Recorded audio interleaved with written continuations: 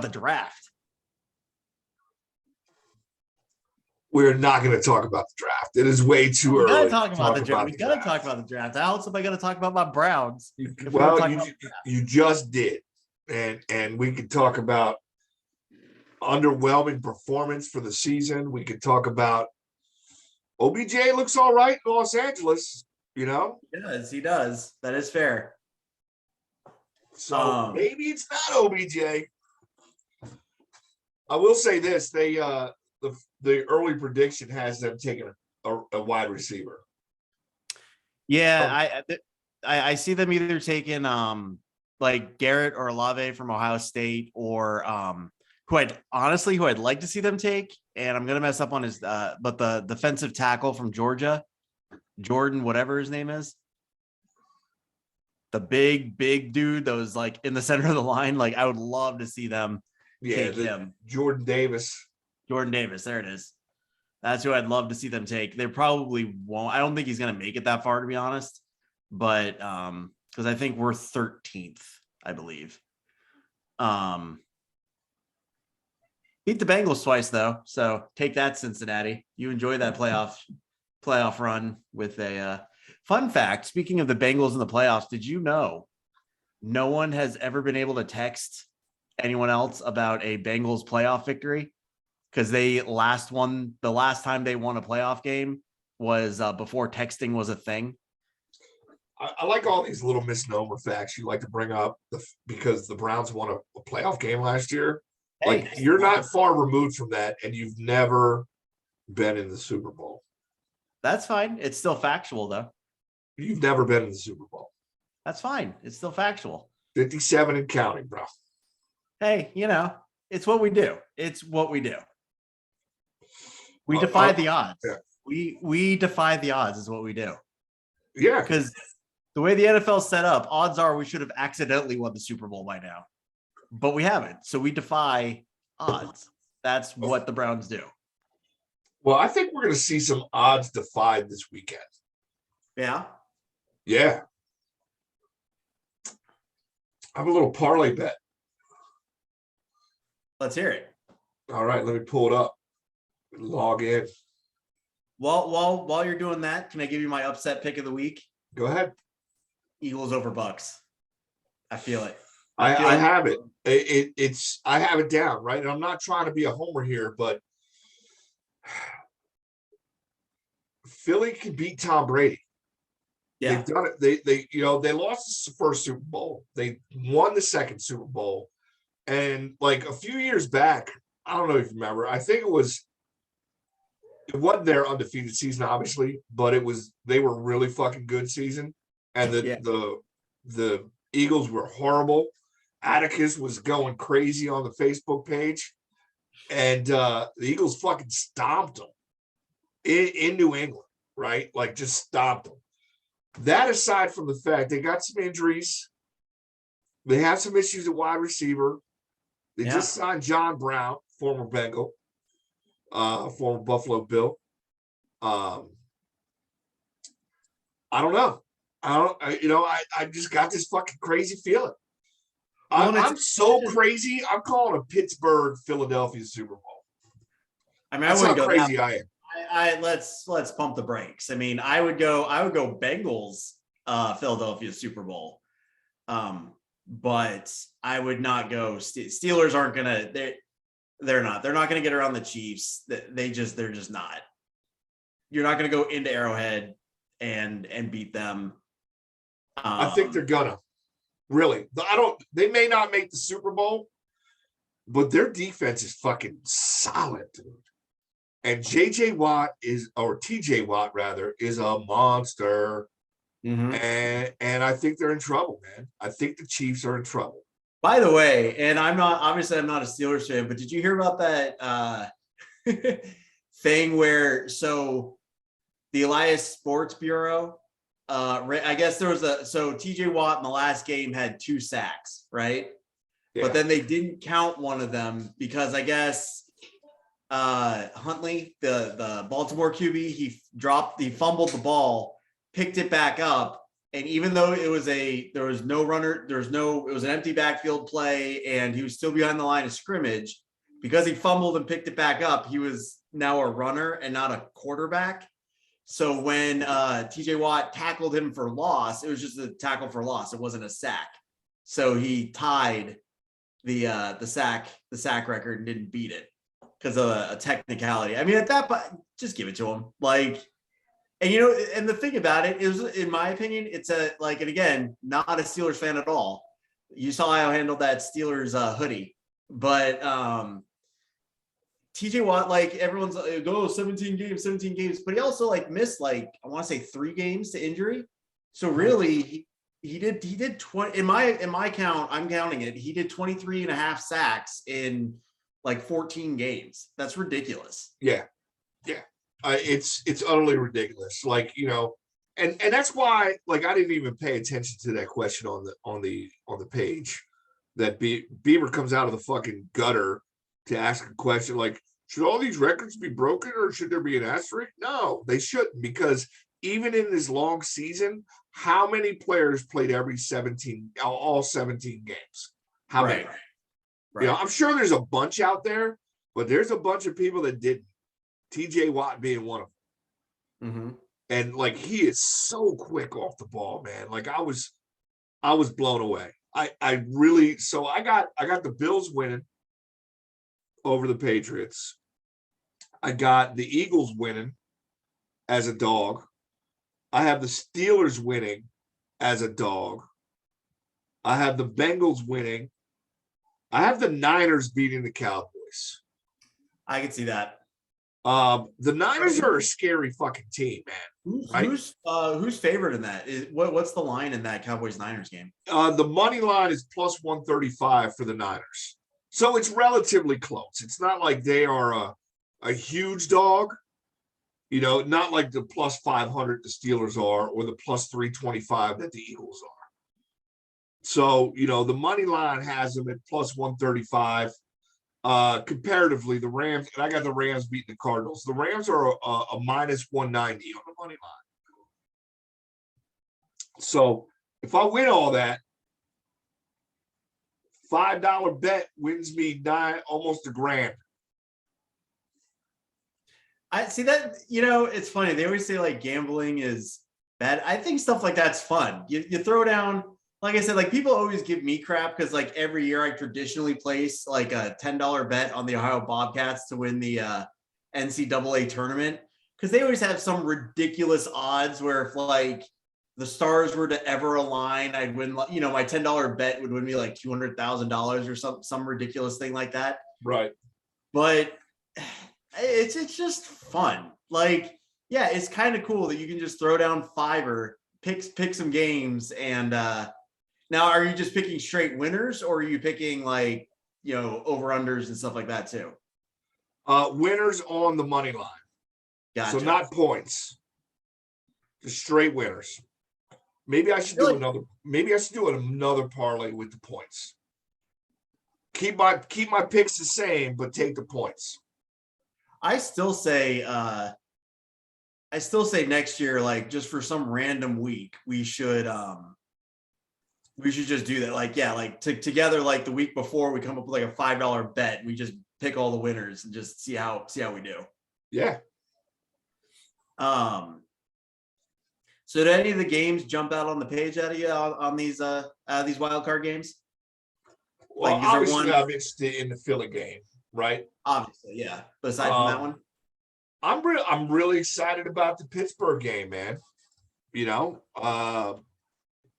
Najee Harris looked like a man last week. There's something wrong with this fucking thing. Let me get out of here. It's definitely a strength versus strength game. Yeah. I mean, I think Buffalo, New England is going to be tight. I think Rams, Cardinals will be tight. I'm really psyched about the Niners and Dallas game too. Really excited because I just think the Niners are hot, man. I thought they were dangerous mid-season, right? They started winning some games. They got behind early, and then they started winning some games, made their way into the playoffs. they're dangerous, man. Same thing. Their defense is stepping up. And I think that Dallas has a little bit of fool's gold from week 18 game they had with Philadelphia. Like, okay, Dak, you set the Cowboys record you set the Cowboys record for touchdowns in a season, personal record for 5 touchdowns in a game, but you did it against a practice squad team, right? Right.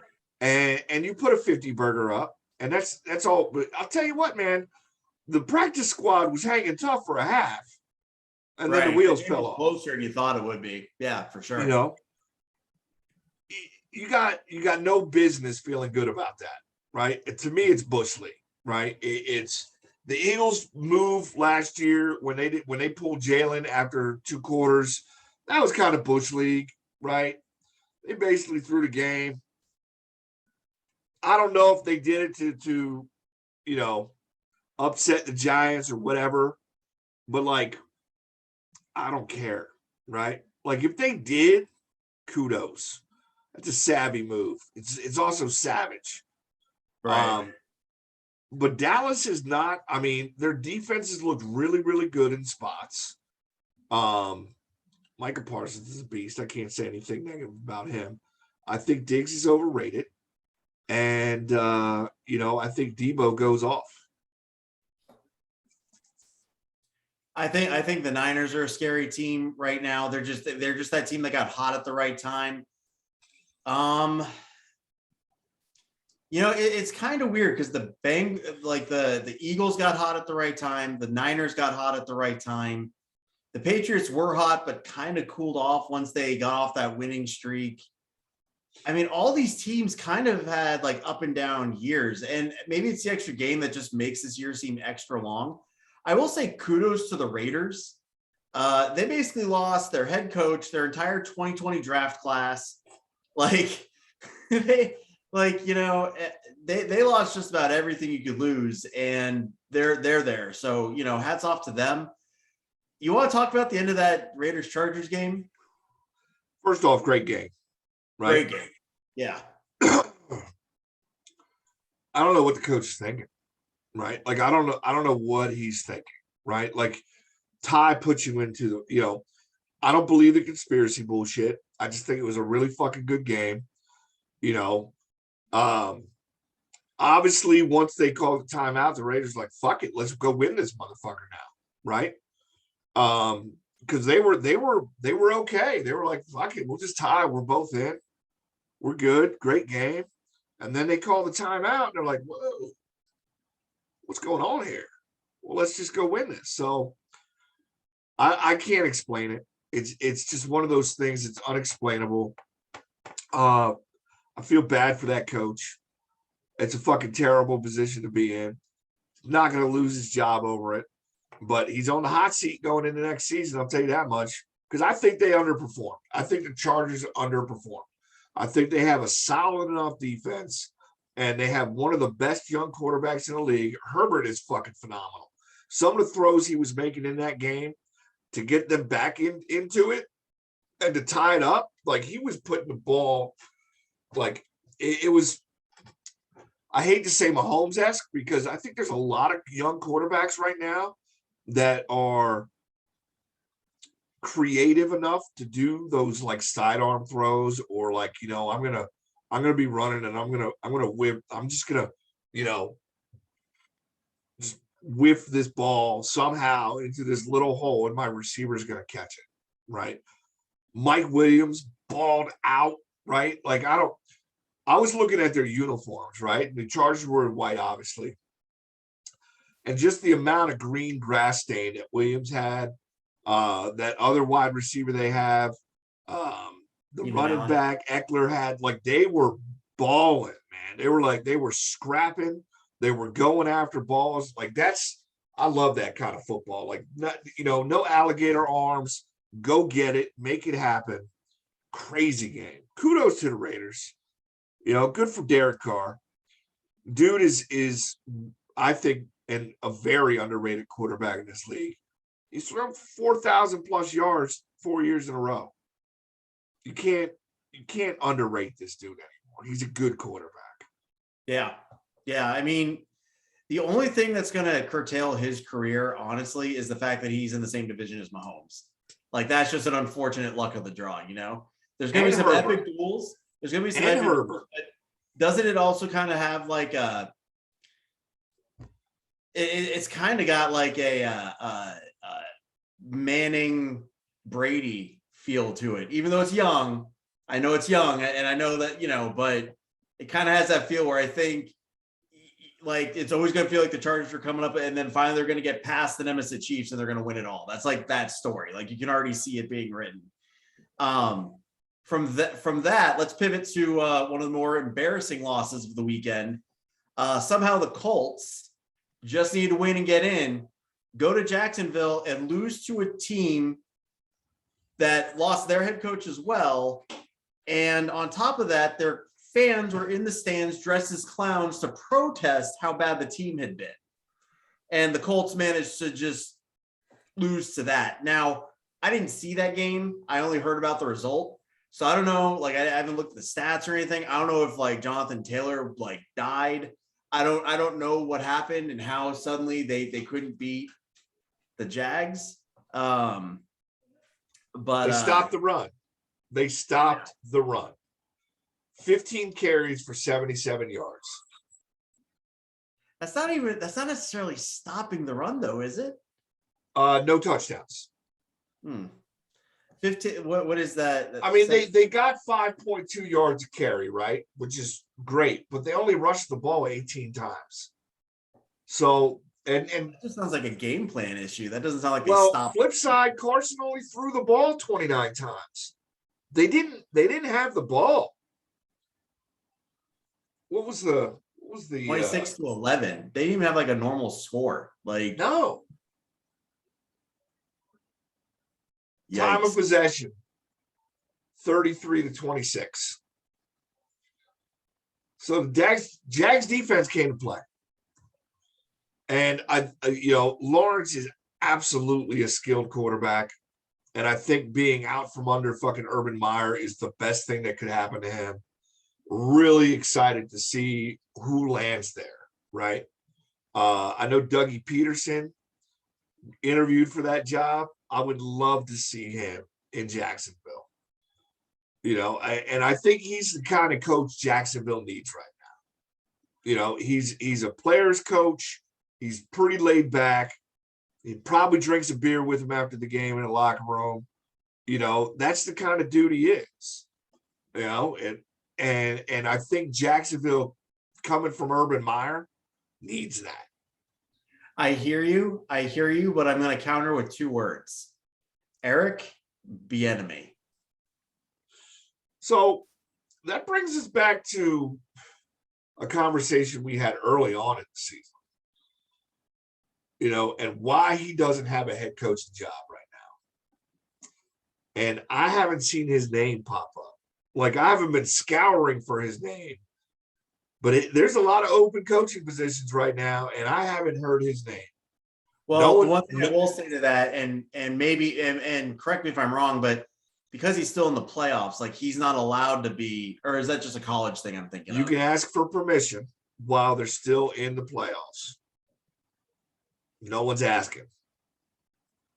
And I don't know. Like, maybe that's their downfall. Maybe teams don't want to be stuck having all the other coaches being taken up, waiting on Eric Bieniemy, and now there's only 2 teams vying, right? Instead of 8 teams.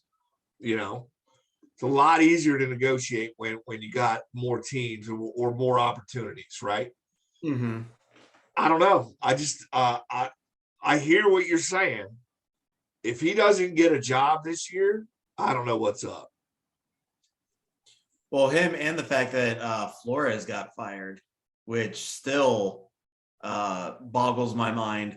The Dolphins owner is actually on the record of already saying they want to go after Harbaugh, Michigan's coach. They're not going to get if Harbaugh's not leaving. He's not going to leave. Not after this season, right? I don't know, man. The Dolphins kind of that turned into a joke there by doing that. I mean, who are the opening the teams with open positions right now? You got the Giants, you got the Bears, you got the Dolphins, you got the Jaguars, you got the Raiders. There's like 3 more teams at least. Minnesota. Minnesota, Houston. that's right. Yeah, Houston. They actually asked him. Yeah, Okay. yeah. That's fucked up. Okay, Yeah, so I mean, he was in a no-win. It's like so here, be the coach for the year. You have your best player, top 5 player in the league, not playing. We've traded away everybody that's any good. Go coach, right? Here's a rookie quarterback. Here's a couple journeyman running backs, Yeah. and journeyman wide receivers, yeah. Go out. Here's your best receiver is going to be Braden Cooks, who's not horrible, but he's not. You're not designing defensive game plans to eliminate to take Brian Cooks or Braden Cooks out of the game. Yeah. Yeah. So which out of those teams that we discussed, which do you think is the most attractive position? Like if Mike Lloyd was going to football coaching today, who does he want? I want Minnesota. Yeah. I want Miami because I can't stand winter. So legitimately, I want Miami. For the sole reason, ignoring the whole point of my question, for the sole reason that you just don't want to deal with snow. Don't want to deal with snow. I think when you look at it, like I'm staying away from the Giants. Right? They're gonna have a new GM. I think they're a fucking train wreck. Even if they get Flores, I think they're still 3 to 5 years away. I think they're gonna move away from Danny Dimes. I think they're gonna take the Pittsburgh quarterback in the first round with their number 5 pick, which is laughable because there's not really a top quarterback that's a first round worthy, but there's a need for quarterbacks, so yeah, he's going. And he had, he was decent. He worked himself into the Heisman conversation, but he plays for the ACC. Come on now, it's not the SEC. Just saying. We'll see. So you're gonna have a rookie quarterback, or you're gonna have Daniel Jones. What are they gonna do with Saquon? I think they need to move him. Their defense is all right, but it's not great by any stretch of the imagination. Their offensive line is still bogus. Like they have a lot of shit to figure out, other than the fact that they're dysfunctional. Yeah. I'm not going to New York, right? No offense to the trash talk page. No offense to Atticus, right? Like I'm legitimately looking at it like maybe that's not my top landing spot. Flores wants to go there though.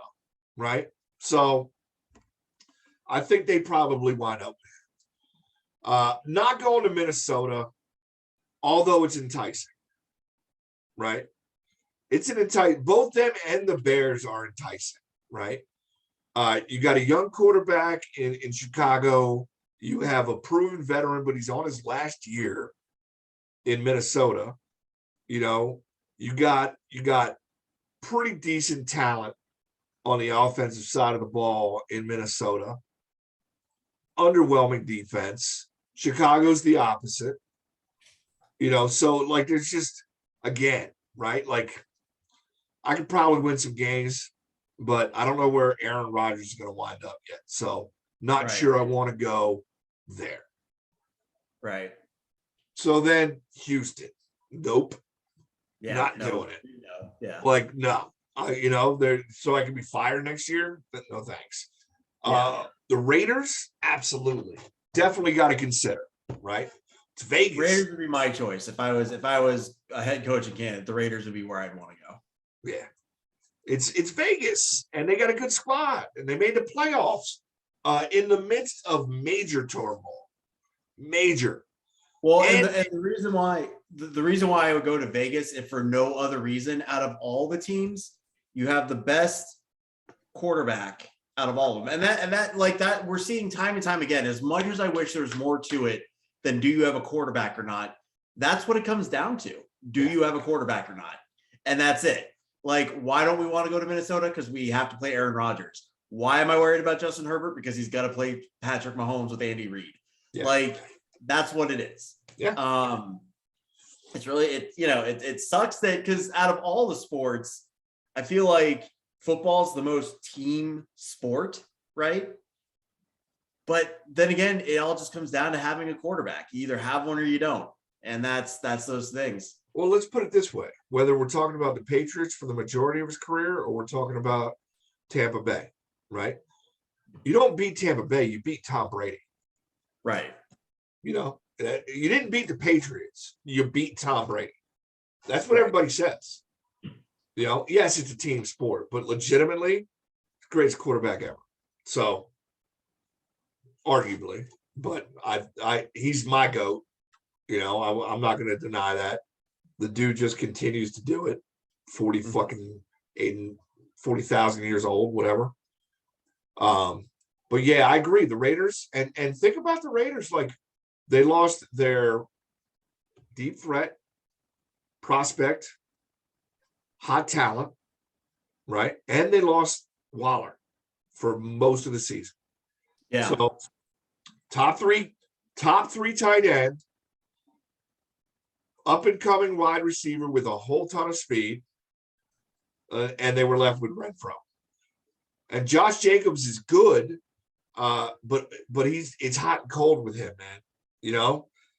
The Raiders have that feel of like, if they can nail this draft, they're going to be trouble next year. They're in the playoffs now, but they just have that feel with like maybe the right, a couple good veterans coming in the offseason. And they hit on, like, let's just say, I don't know how many picks they have, but if they have like 8 picks, they hit on like 3 of them, they're going to be really good. So this very early mock draft has them taking Jahan Dotson out of Penn State. Dude is legit first round prospect coming out of Penn State, wide receiver. Mm-hmm. Phenomenal. Yeah. He's got that. He's got a very similar build to Devontae Smith, but he plays the same way. He goes and gets it, right? Like it's reckless abandon when I'm going to go get the ball. Like I have the skill set to get open, but I also have the balls to go get the ball. Right. And for whatever reason, doesn't get hurt. It's kind of amazing to me how many like top wide receiver prospects are playing in the Midwest.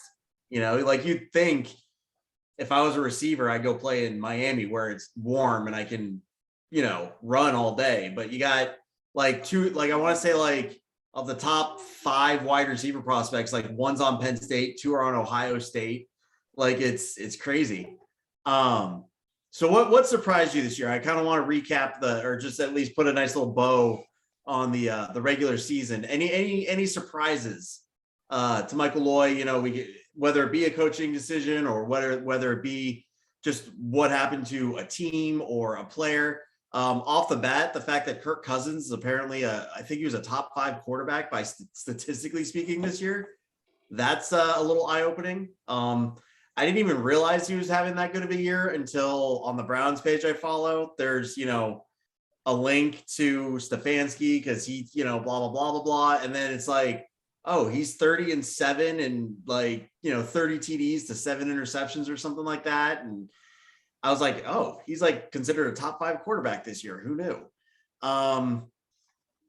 That stood out to me. I think the Bengals getting here a year earlier than we thought surprised me. As much as I hate to say it, the Bengals might be like the team to beat in the North for the next couple of years, depending on, Baltimore will bounce back. They're not going to have obviously all the catastrophic injuries they had every year. But, the Steelers, this is Big Ben's last hurrah, and they're still going to have that defense, but it's a quarterback league. And unless they get one of these, unless Rodgers or one of these rumors we keep hearing about comes true, they're going to get on the quarterback carousel, and there's not a lot of quarterbacks to go around this year. So, they're about to experience a little quarterback crunch. The Colts dropping that game, that was a big one to me as well. What about you? What stood out to you as like maybe a surprise this year? Well, I mean, you mentioned the Bengals, right? I think what's surprising to me is that 10 to 7 wins the division. Like I didn't expect that, right? Like I expected 11 or 12 wins from the division winner. So they're here a year early, but the division was also diluted a little bit, right? So that was kind of surprising to me. Jamar Chase was surprising to me, right? Like, forget about preseason. I think I wanted Philly to pick Jamar Chase, but was resolved to the fact that he was probably gone before their original pick at 6, right? And lo and behold, he was gone. He was gone at 5. So, but he still surprised me. Like I didn't know he was going to be that good, right? Like his last quarter of the season is a scary prospect going into next year for every team that's got to line up against him. That's just scary. So, yeah, I'd be concerned if I was a team in the AFC North, right? Right. Or I'll say though, just throwing it out there, statistically, one of his worst games against your Cleveland Browns. Anyway, continue. They're not my Cleveland Browns. Let's be clear to, our guy in Yemen and whoever else is in the gentleman in Germany who tunes in every once in a while. The Wuhan province in China, let's be clear, not my team. Anyway, the Eagles surprised me, right? Like, I mean, we can play the tape back. There's no way I expected 9-7 or 9-8. Legitimately, I thought they had a chance with starters to beat Dallas in that final week, but we'll never know. I'm glad they rested their players, right? Like I think that in a 17-game season, when you had the opportunity to do it. Give your starters an extra bye, and we're not talking just the stars. Like we're talking the entire line on both sides of the ball basically got a day off. Right. That's important, right?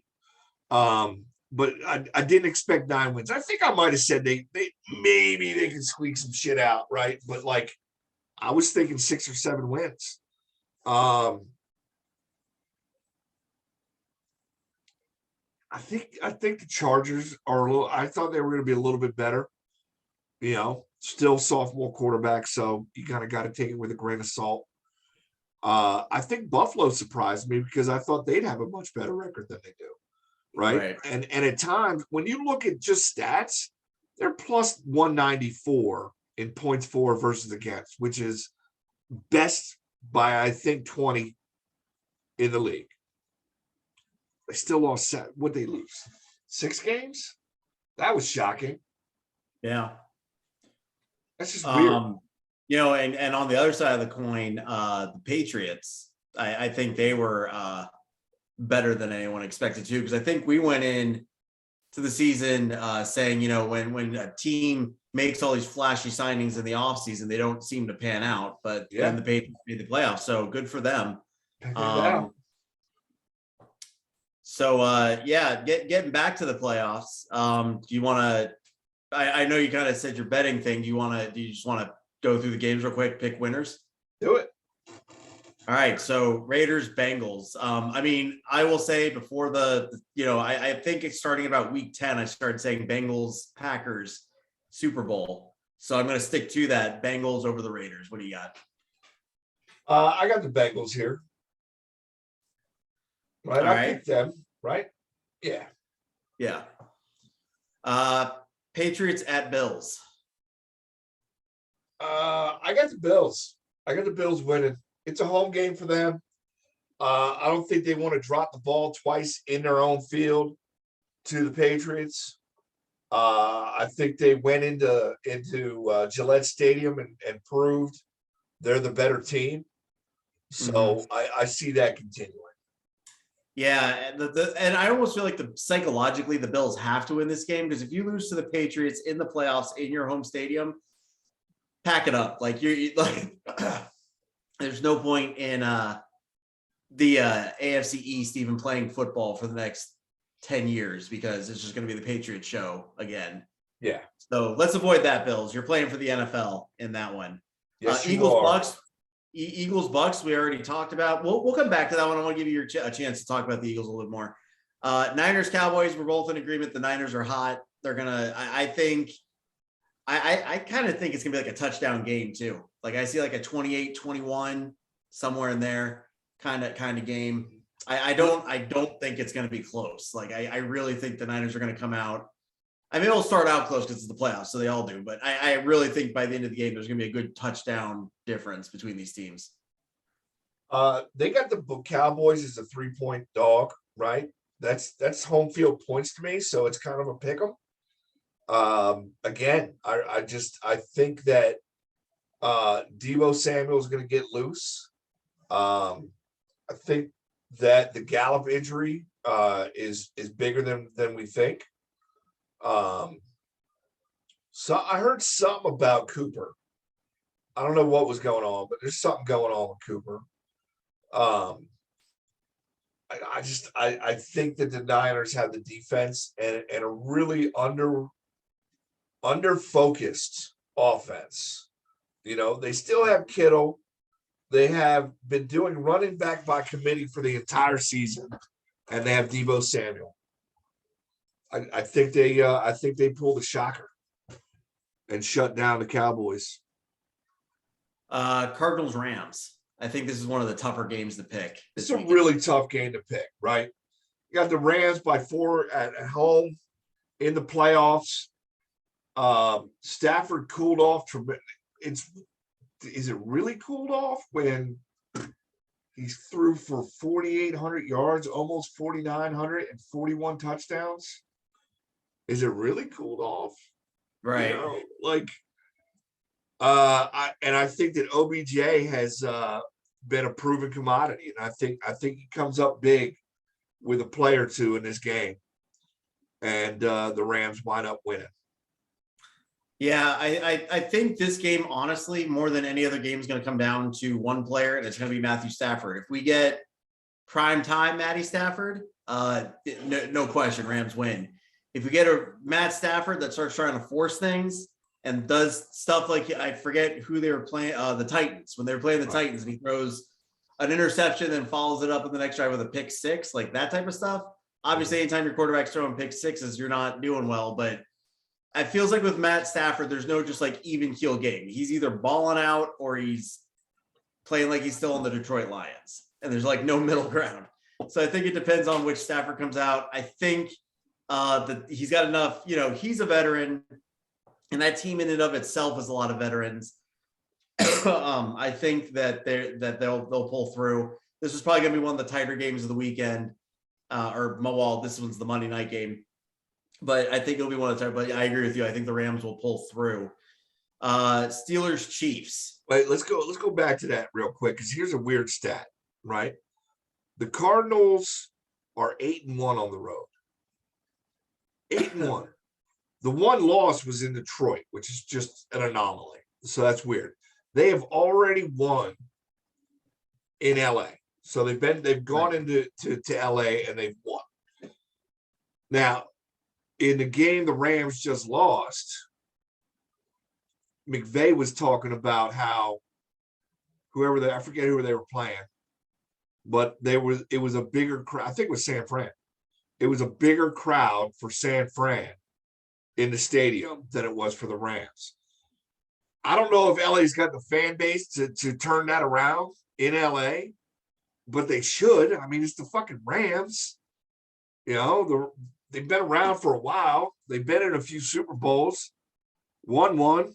You know, it's weird, right? But I think that the saving grace is the Cardinals don't have a fan base that travels well either. Right, and that's the thing I was going to say, that the Cardinals fan base is not the Niners fan base. Although all these West Coast teams, like Seattle is the only consistent West Coast fan base. You know what I'm saying? Like the 12th man is a thing. The rest of these teams, like the second they have a bad season, like there are pictures of how bad the 49ers were like 2 years ago, right? Yeah. Like it is what it is. I do think that the Cardinals are just, you know, it's kind of like here at the Orlando Magic. When you live in a transplant city, it's harder to have a solid fan base because everyone still pulls for whatever team from where they came from. Right.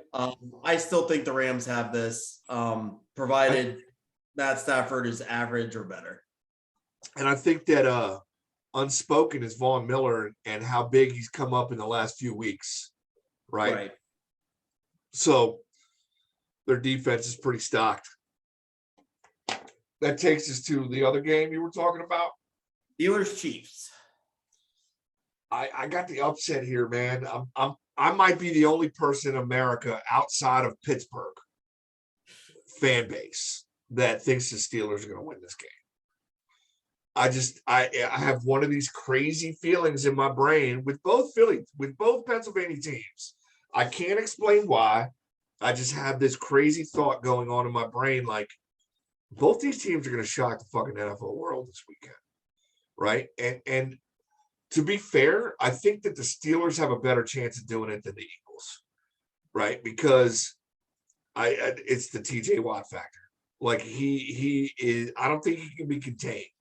And I think he's fast enough to chase down Mahomes and disrupt him all day long. Mahomes better be on his bike right now, learning how to run away. That's all I'd be doing in practice. Let me get the fastest guys on the field. I don't care if they're defensive linemen, and just run them at me and let me run away from them and be able to set my feet to make some throws. Because if he can't, they're in trouble. So I will say this, for as much as this is Big Ben's last hurrah, the Chiefs as constructed, I kind of think this is their last hurrah too. Toward the end of the season, and maybe just because he was on my fantasy team, so I tend to notice it, but Kelsey dropped off. And he's in his 30s, he's getting to that age. This could be his last hurrah, and he's a big emotional flashpoint for that team. Just the team, Mahomes' contract, or his contract, is going to start eating up more of the cap. This team as constructed is only going to last so much longer. This almost feels like their last hurrah. And if they don't get a deep run, this is it, right? Because they're not going to have the money to address that defense. They're not going to have the money to keep weapons around Mahomes. It's going to be the Mahomes show, and that's it. I think, provided how things play out, this is probably one of the last great chances the Chiefs, and, good on them for making it, because we wrote them off at week 8, I think, is when we kind of said, the Chargers, this is the Chargers division to lose. They ended up not making the playoffs. So I'm going to chalk that up to we don't get to sit around and talk about sports as much as everyone else. But I think the Chiefs, I think the Chiefs have to win for a lot of the same reasons you could give me the Steelers have to win. I think they just find a way. I think between Kelsey, Hill, and Mahomes, they'll just find a way to do it. The Chiefs are 12.5-point favorites too. Let's just be clear. No one expects the Steelers to win this game. I don't see them winning by that. Honestly, I see this being something. It's going to be a weird score game, a 18-22 or something like that. One of those weird score games. There's going to be something like a bunch of field goals kicked, and then maybe a couple, a touchdown per side. That's going to be what it is. I just think the Chiefs playing at home, because the Steelers have been kind of riding on the Big Ben emotion train for the last couple weeks. And I feel like there just gets to be a point where you need more than that. And I just, and plus, like I said, it's kind of strength versus strength. So while the Steelers defense has the Chiefs offense, I think the Steelers they beat the Browns twice. I still don't fear their offense. You know what I'm saying? Their offense does just enough in a couple games to do what it needs. But I just think the Chiefs win this. It's got nothing to do with me hating the Steelers. I just don't see a way the Steelers go into Arrowhead and win. Because the Chiefs will have a fan base. So that brings us to Bucs Eagles. And this is my upset pick. I think the Eagles do it. There's just something. I don't even know how they're doing it, because it seems like every week to week, you don't even know what they're going to do. Maybe they're going to run the ball. Maybe they're going to forget they have running backs. Who fucking knows with this team? Jalen Hurts might ball out. He might almost get squashed by stands falling out of the stadium. Who knows with the Eagles? That's just the way this team has been this year. I think we said at the beginning of the season, even you said, I think six wins, I think was a good season for them. They were like 2 weeks ago, there was a chance they could win the division. So, I mean, they're just they just have it this year. Whatever it is, they seem to have it. And the Buccaneers, they have an inconsistent running game. Because they rely on their passing game, which is now hobbled because they have a lot of receivers out. They have a lot of distraction going on with Antonio Brown. There's just a lot of stuff going on there. And although Tom Brady's the master motivator, I feel like this is possibly one of the most vulnerable teams Tom Brady's ever led into the playoffs. That being said, by the same token, if Tom Brady comes and they completely destroy the Eagles, I wouldn't be shocked.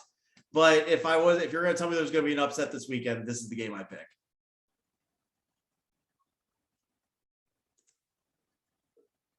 I'm going to go with that, right? Like it's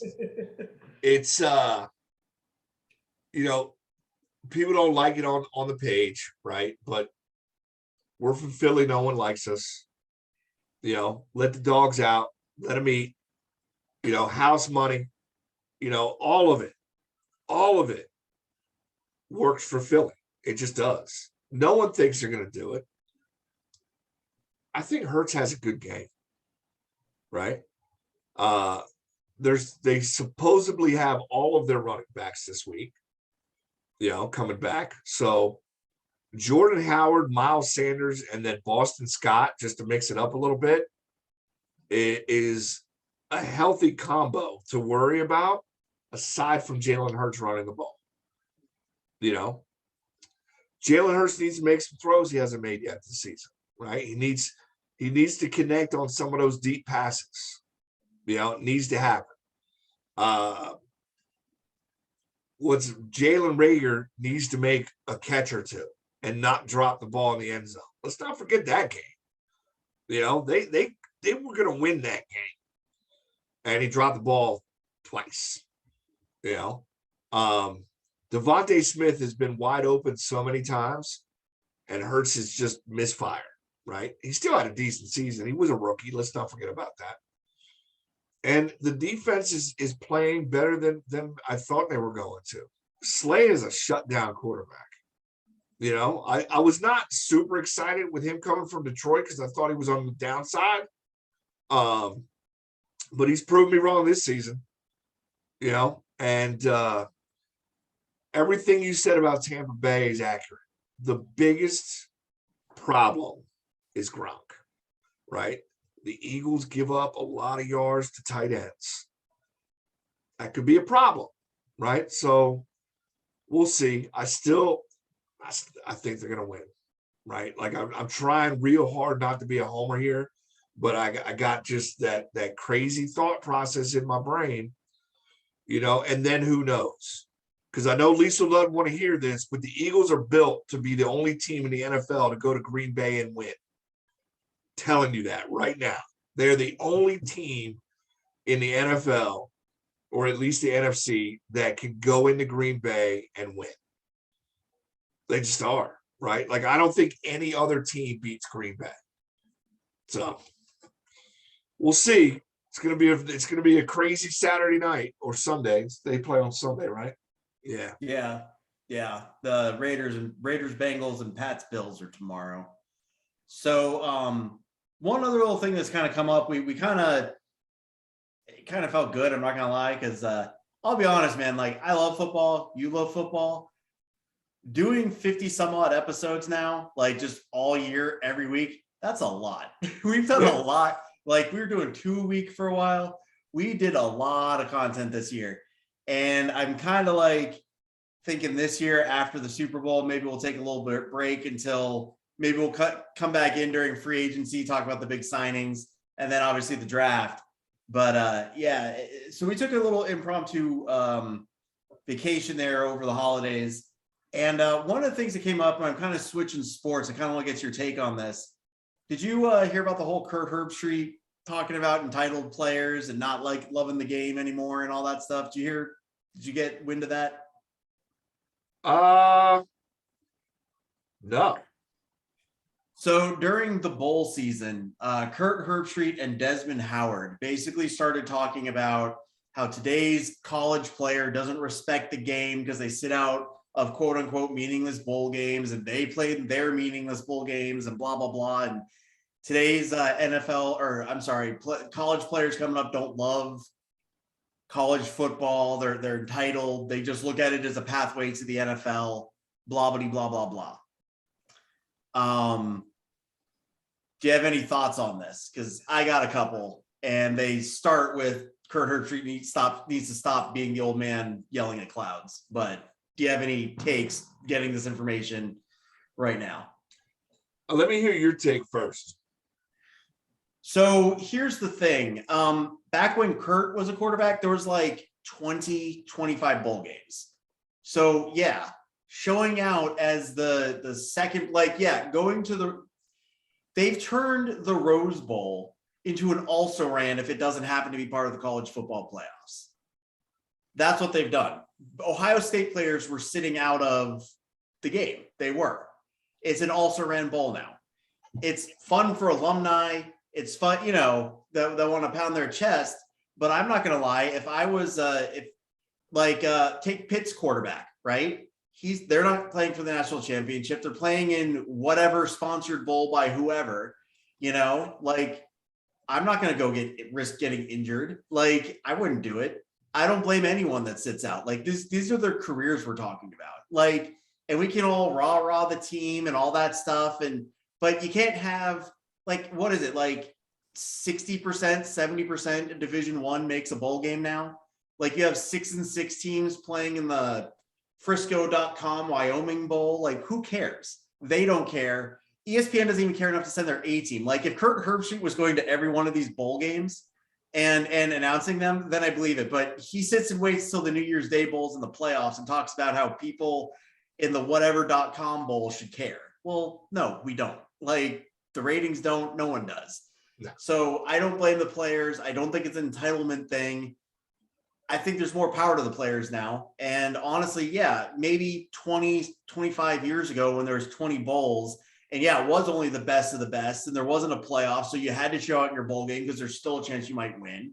Then yeah, it meant something more back then. Now, Ohio won the Idaho, what was it? The Potato Bowl or whatever a couple of years ago.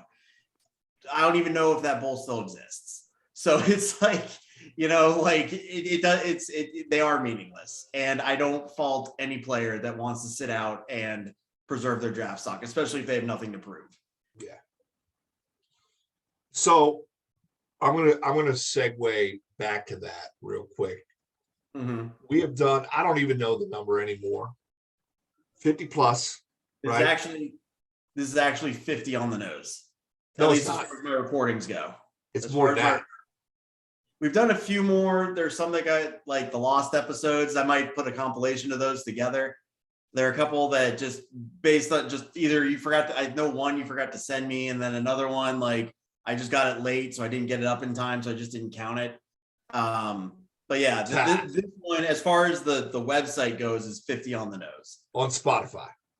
Yeah, on Spotify, this is 50. All right, so we should call it 50. Yeah. I agree. We should take a little time off. Probably get back into it a few weeks before the draft. Right. I think that's a good, we'll do a Super Bowl show, then call it the day until a couple weeks before the draft. Maybe 3 weeks before the draft. There's a lot to talk about when we talk draft. But I also think we should get a little more professional, right? If we got 50 in and we've done it really off the cuff, which I think is the style we should keep, right? Mm-hmm. But we should all get an editor and a producer, right? I don't have the time for that shit. I'd rather, if somebody enjoys that and has some time, have at it, like Greg. We'll see. But we should turn it up a notch, year 2. Now, well, can I get you something real quick? Just an idea I had today. I was telling Liesel about it. The football sports beat. What if we got someone? So I'm in grad school now. I don't know if Actually doing really well, which is either a good sign for me or really bleak for the future of America. I haven't decided yet, but either way, I'm doing pretty well. But I've been listening to like lo-fi hip hop while I study. It's just real easy to listen to. One song goes into another. It sounds kind of like our intro and exit music. It's that kind of feel to it. I was thinking like, and I don't know how feasible it is, but it's just as feasible with producer, I think.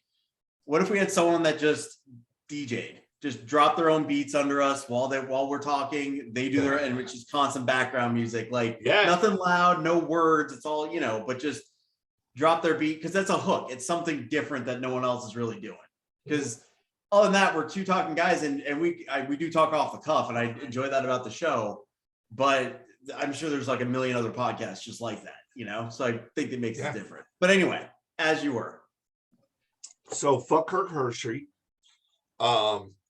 It's a business, man. Let's be honest, right? Mm-hmm. Like it's, it's different than it was 10, 20 years ago, 30 years ago, whatever, put any number you want on it. Like today, the players have fought vehemently to get their voice, right? And they treat it like a full-time job. I don't know if you saw the documentary of Parsons was in it. Fields was in it. The dude that went to Atlanta, God damn it, tight end, can't even think of his name right now. Go on, it'll come to me like randomly, and I'll spit it out. Okay, and Horn Jr., right? The four of them spent basically from the end of bowl season until the draft in basically a football camp, prepping for the NFL season, right? Like a pro sport compound, and that's where we're at today, right? That's where we're at. So, I'm not playing in the, the Taki hot fucking chip, bowl in Temecula, Louisiana. I'm not, I'm not doing it. If I'm a top prospect and like I have an opportunity to make millions of dollars, millions, it's in my best interest to go get my body ready. Right? It's in my interest. That's my job, right? Like I got COVID belly like you won't believe. I still need to lose some pounds. I've lost like 15 or 20, right? But like I'm still a far way away.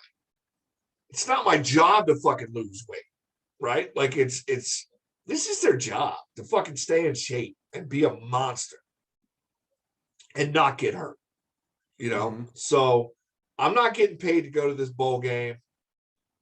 I could not play anymore, start earning money, because whether we want to believe it or not, they're getting a credit line from somebody, right. Like they're already starting to work. It's happening. And do what you do. Now, caveat spinoff from that though is there's still some prominent bowl games out there, right? Rose Bowl being one. And what are we doing with these bowl games? That we have like the Big Five conferences, we have the national playoffs. I think the playoffs should be expanded. I think there's about 12 or 16 bowl games that have the history behind them of being a big deal, and make those like the playoff bowls, right? And that's just the way to go about it. But if you're outside of the playoffs, end of story, man. Not playing. That'd be fun to like. We don't have time now. I don't want to get this far into it, but like what the like if you were to go down to like 16 bowls, what they'd be like. I can think of the ones like pretty quickly. Like I could probably get to 10 pretty quickly. But I grew up in Big Ten country, so they're all going to be like Bowl, Orange Bowl, Cotton Bowl, Peach Bowl, Fiesta Bowl, Rose Bowl. Those are the top five. Those are the top five. Then I'd say the Outback Bowl. I always like the Outback Bowl. I know it's like the third place teams, but I've always liked that one. I used to think the Alamo Bowl was a big deal, though. I don't even think it's around anymore. I mean, I'd have to go through it, but yeah, it's just there are too many bowl games, and that's just what it comes down to. And honestly, like if you want to talk about guy, then Kurt Herbstreit should be watching the. Like I said, he should be go watching the Sun Belt versus MAC. You want to see guys that care about football? Go watch the third place Sun Belt team take on the fourth place MAC team, and those are the guys that love football. Those are the guys that are in it to compete. But yeah, I'm sorry if I'm on Clemson and I'm a projected top 20 pick, and we're playing in the poinsettia.com out like wherever bowl, like, nah, I'm not doing it. Sugar Bowl, Sugar Bowl. There you go. Gator Bowl, Okay. Music City Bowl, Yeah. maybe. The Like Armed Forces Bowl, I feel like that should be one just But for. how many do you need if you expand to 16 teams? Right. So week 1 is 8 games, right? Week 2 is 4 games. So now you have 12. Week Then, 3 is then 2. Yeah. And then and you're at 13 and 14. So you need 14 bowls. What are the top 14 bowls? Like I think we got about 8 or 9. We got get 8 or 9, and that's just off the cuff, not even looking at a list. And really, you would just call the last game the national championship game. So that doesn't even need to be a bowl per se. So really, we're looking at 13 bowls plus a national championship game. But it should be at one of the big 6, in my opinion. Right? Like they should still rotate the big 6 every year. That once every 6 years you host the national championship game in that city. Like they've earned that. They're the granddaddy of them all. You know what I mean? Like that's just who they are. So believe me, and I get it. My big Western, my Big Ten roots are, they're screaming at me for calling but it was the Rose Bowl this year was an also ran. Like you had like the second string Ohio State players against Utah. Like that's not the granddaddy of them all. I'm sorry, it's just not. The Gasparilla Bowl. What the fuck is that? The Myrtle Beach Bowl. The Boca Raton Bowl. There's the Bahamas Bowl. There's Christ, dude, I live in Bowl Century. There Bowl Central here in Florida. There was the Beefo Brady's Bowl. Like, come on. Here it is. Here's the tier 1.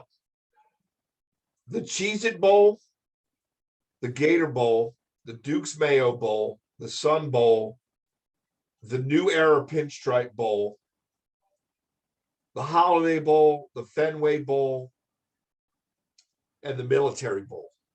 That's what they call tier 1. And then you add the other 6, we're at 14 bowls. There you go. Yeah. Expand the playoffs. And that's where I say, I would give Kurt Herbstreit the pass if there was a player playing in the playoffs in one of those bowls that decided to sit out. Like I'm going to call them out on it, right? Like you're in the playoffs.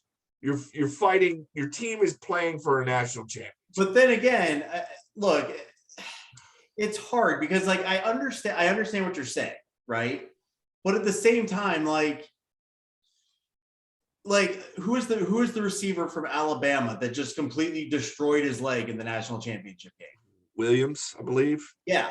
And they didn't talk about it on air, but I guarantee you everyone at home is like, oh, there goes his draft stock. Because he's a speed receiver that now has a shattered leg. Yeah. Like there he goes. He just lost millions of dollars. He got a free college education. No, that's fair. Don't get me wrong. I mean, I'm not, but and you were playing in the national championship game. You know what I mean? But, like it's a freak accident. It happened, and players get injured. That's football. But like if someone were to sit out the national championship game, they better be prepared to hear about it, about how he let his fucking team down. Right. But by the same token, Notre Dame was in a New Year's Day bowl, and their coach said, "Screw it, see you later." I mean, Are they in the playoffs though? Were they in the playoffs? they were when the coach said, "Screw it," they had a chance of making the playoffs because he left like with a game or two left in the season. I think Oh, I think they were out before that. weren't they like in? I think they were like number They six. they were like as high as 6, but like they weren't gonna like the whole universe would have had to collide for them to get into the top 4. Yeah, that's fair. Right.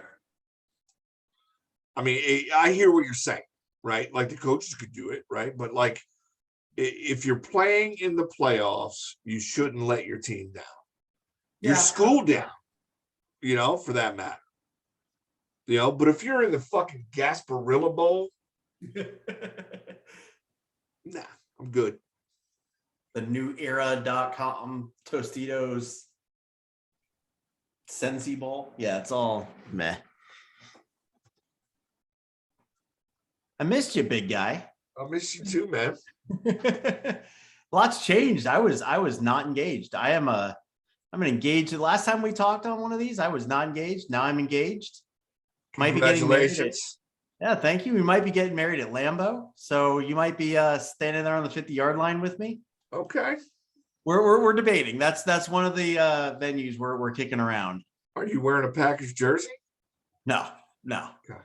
But I will say my idea since my wedding party. So the groomsmen and the best man, all huge sports fans, right? It's you, Atticus, and my friend AJ from college.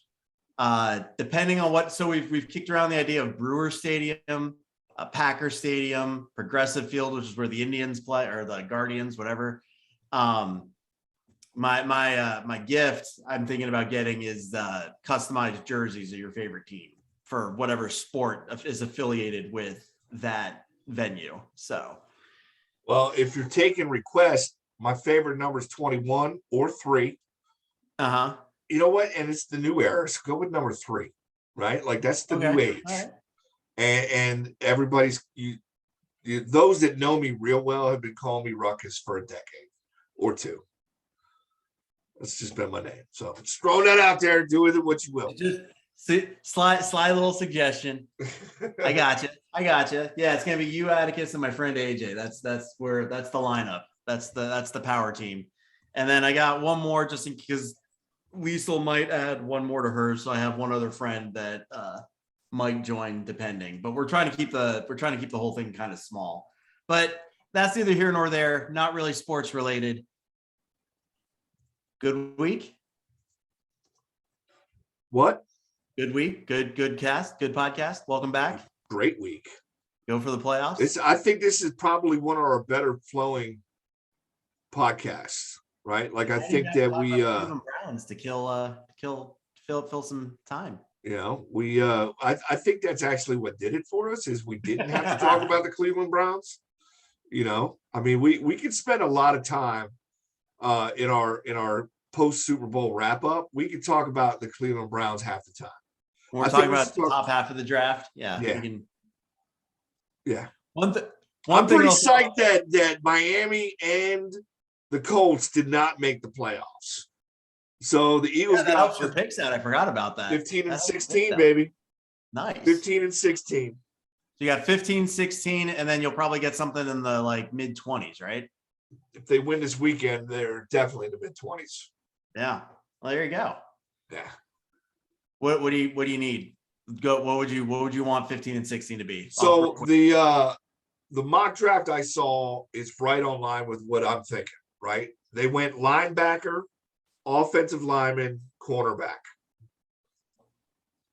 I can't be mad at it. They haven't drafted a linebacker in the first round since 1979. Really? Wow. Yeah. What linebacker you remember they haven't taken? They haven't taken a dude from I want to say Iowa. Oh, okay. All right. Let me pick it up here. Devin Lloyd out of Utah. There it is. Position rank at the moment is 2. Yeah. Prospects ranked is 18. So he's the 18th ranked player in the draft, and they're taking him at 15. and the second best linebacker according to these rankings. So I'm not going to be mad at it. I'll look into it a little bit more. You know, word on the street is he's an off-ball impact player, which is exactly what they need. Somebody that can chase down tight ends and knock them out. We'll go from there. Yep. One last question for you, because I got to ask. If you were the Browns, you get rid of Baker Mayfield or you keep him for one more year? I mean, what are you going to do, man? If you like, he just needs to settle the fuck down. Stop doing these fucking commercials, man. Yeah. And focus on fucking football. I Like, think- he's funny as shit in the commercials. And I'm glad you have a side hustle going on, but like, you're a fucking football player. And I think that he is taking on a lot of, like, I think he's hurt more than we knew. Right. You know, the fact that he stayed in the game after he's a nut, man. He was right when he scrambled in the last game that he played. He scrambles, lowers his shoulder instead of going out of bounds, and not just lowers his shoulder, lowers his hurt shoulder. Like, what are you? You're a fucking nut. And that's the thing about him. Like, as a Browns fan, that's the thing about him. Like, I've said it time and time again. Like, I was ready to trade him last year for Matt Stafford. Like, I like him. He's got all the intangibles that you want a quarterback to have. Gritty, his heart, like he is a fierce competitor, but skill wise, like I've said, he's a top, assuming he's not gravely injured like he was this year, I think he's like a top 12 quarterback, maybe 15 to 12, with the occasional year where he breaks into the top 10 and has like a top 8 year. Like that's he is, but the intangibles are there. And that's what makes it hard to be like, yeah, just get rid of him, especially when there's not much out there. That being said, just one little thing I'm going to throw out there: Huntley, the backup in Baltimore. It's just, I like him. I like it. He's got a lot of the same intangibles, and he's got some moxie to him, man. I mean, he's obviously not Lamar Jackson running the ball. I think he's a better passer than Lamar, though. Better passer than Lamar, better runner than Baker. Yeah. So yeah. Anyway, we'll cut it off there. We've been going at this for a while. You enjoy your game. Well, I'll catch the game. I'm probably not going to see tomorrow's game today. I got friends coming into town. They're stopping by, so I might catch the late game. But yeah, enjoy the weekend. We'll catch up next week. All right, man. And this time only, go Eagles. It's the only time I'm saying it. Thank you. It's on record.